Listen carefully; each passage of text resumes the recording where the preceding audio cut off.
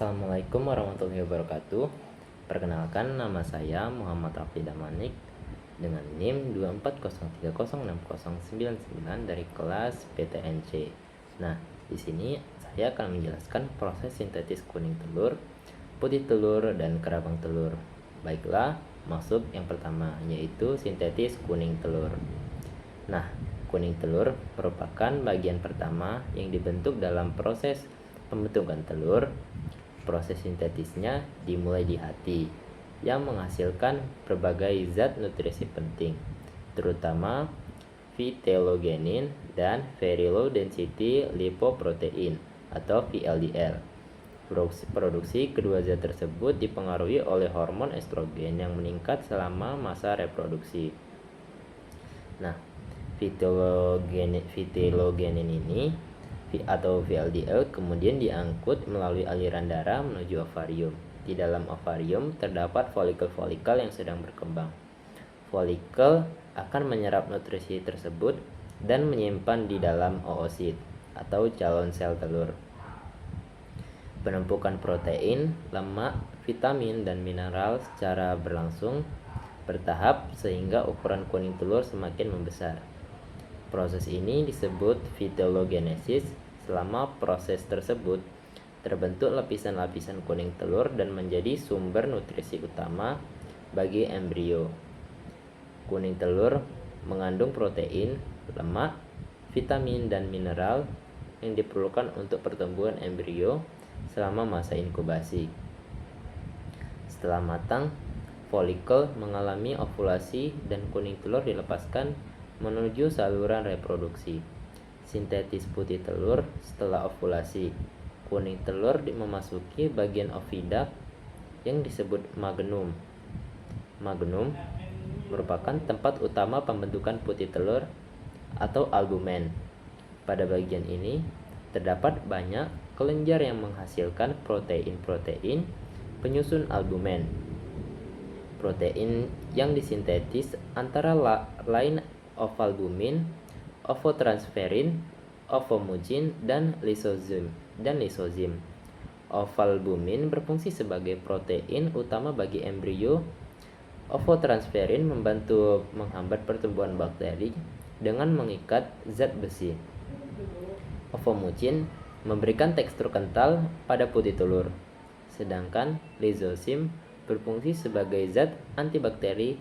Protein-protein tersebut disekresikan bersama air sehingga membentuk lapisan putih telur yang mengelilingi kuning telur. Selama berada di magnum, kuning telur berputar sehingga terbentuk chalaza, yaitu struktur seperti tali yang menjaga posisi kuning telur untuk tetap berada di tengah telur. Pembentukan putih telur berlangsung sekitar 3 jam. Putih telur yang terbentuk berfungsi sebagai sumber air dan protein bagi embrio, melindungi kuning telur dari benturan, serta membantu mencegah masuknya mikroorganisme. Sintetis kerabang.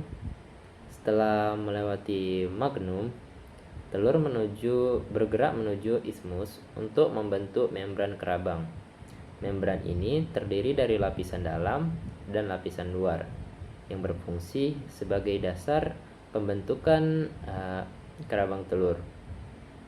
Selanjutnya, telur memasuki uterus atau shell gland, yaitu tempat utama pembentukan kerabang.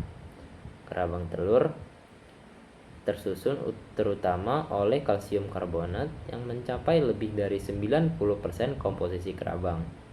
Kalsium diperoleh dari pakan dan cadangan kalsium dalam tulang ayam. Kalsium tersebut diangkut melalui darah menuju uterus. Di dalam uterus, ion kalsium bergabung dengan ion karbonat membentuk kristal kalsium karbonat yang diendapkan secara bertahap pada membran kerabang. Proses ini berlangsung selama sekitar 18 hingga 20 jam dan merupakan tahap terlama dalam pembentukan telur.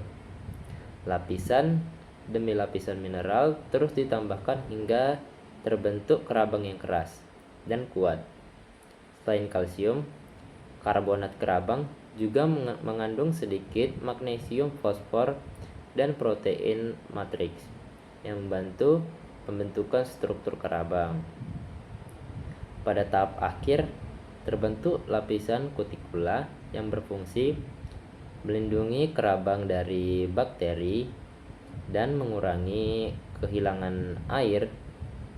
Kerabang juga memiliki ribuan pori-pori kecil yang memungkinkan pertukaran gas antara lingkungan luar dan bagian dalam telur. Menjelang telur dikeluarkan, pigmen warna dapat ditambahkan sehingga menghasilkan kerabang berwarna putih, coklat, atau kebiruan tergantung jenis unggas. Nah, mungkin segitu saja penjelasan saya mengenai materi ini. Lebih kurangnya saya mohon maaf. Assalamualaikum warahmatullahi wabarakatuh. Terima kasih.